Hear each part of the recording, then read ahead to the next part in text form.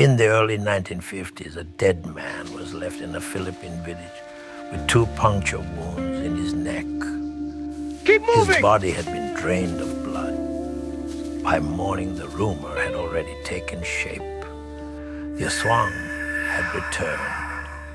Within days, guerrillas abandoned the area. Years later, Colonel Edward Lansdale described the operation in his memoir, In the Midst of Wars. The Psy-War squad set up an ambush. When a Hook patrol passed, the squad silently snatched the last man of the patrol. They punctured his neck with 2 holes, vampire fashion, held the body up by the heels, drained it of blood, and put the corpse back on the trail. Lansdale explained the intent behind the spectacle in the same account. To the superstitious Hooks, the aswang was a very real and fearsome thing. We simply gave them evidence that the creature was on the prowl in their neck of the woods. The incident did not begin with folklore. It began with insurgency. After the Second World War, the Philippines faced a growing rebellion led by the Hukbalahap, commonly known as the Hooks. Originally organized to resist Japanese occupation, the movement transformed into a communist-led insurgency against the Philippine government. By 1949, rural violence had intensified. Assassinations, land disputes, and armed clashes destabilized large regions of Luzon. The United States, concerned about communist expansion in Asia following the Chinese Revolution of 1949 and the outbreak of the Korean War in 1950, committed advisors to support the Philippine government. Among them was Colonel Edward Lansdale. Lansdale had served in the Office of Strategic Services during the war, and later in the newly formed Central Intelligence Agency. He was not a battlefield commander in the conventional sense. His specialty was psychological warfare.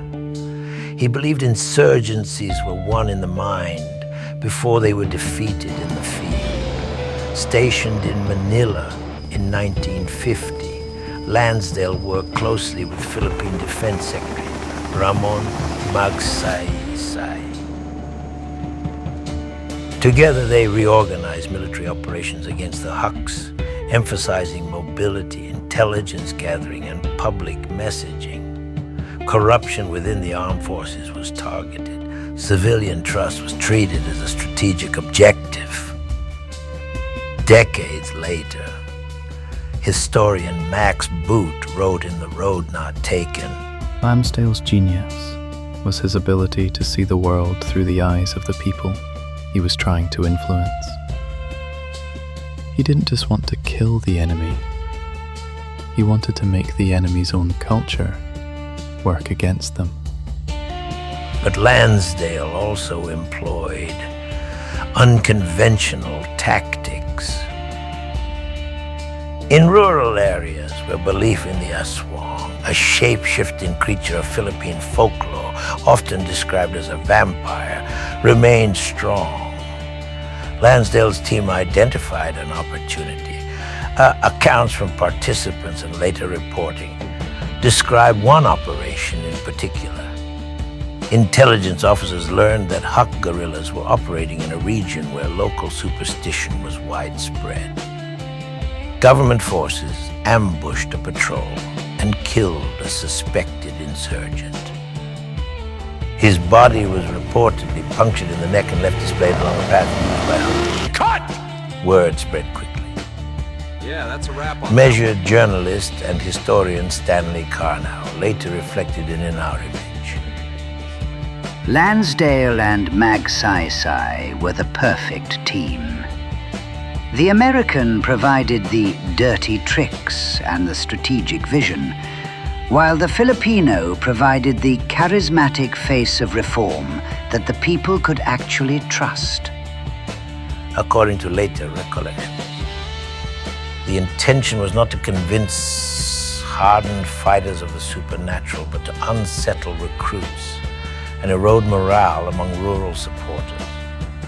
In environments where myth and conflict overlapped, fear could move faster than gunfire. Intelligence historian Thomas Powers wrote in The Man Who Kept the Secrets, Lansdale's methods were the ultimate black art. He understood that in a peasant society, a rumor whispered in a village marketplace was 10 times more powerful than a leaflet dropped from a plane. There is no official document detailing the full operation. Much of what is known comes from memoirs, secondary reporting, and accounts attributed to Lansdale himself. The Central Intelligence Agency has never released a formal operational file confirming the specific tactic. However, psychological warfare methods in the Philippines during this period are well documented. Staged surrenders, rumor campaigns, leaflet drops, radio broadcasts, and manipulation of local belief systems. The so-called vampire operation became one of the most cited examples of Cold War psychological strategy. By 1954, the Huk rebellion had significantly weakened. Ramon Magsaysay was elected president, campaigning on reform and anti-corruption. Huk's strength declined from tens of thousands of fighters to a fraction of that number. Military pressure played a decisive role. So did political reform.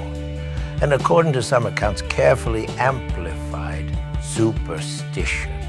Reflecting on Lansdale's broader reputation, General John Singlaub wrote in Hazardous Duty, He was the quiet American, a man who believed that the right story, told at the right time, could be more lethal than a battalion of Marines. Lansdale later carried his methods to Vietnam. The Philippine campaign became a template for what the United States would call counterinsurgency, combining force, reform, and narrative. The vampire story endured because it illustrated something essential, not the power of myth alone, but the willingness of modern intelligence services to weaponize belief. In the jungles of Luzon, folklore became a tool, deliberate, and in the early Cold War, fear itself became a tactic.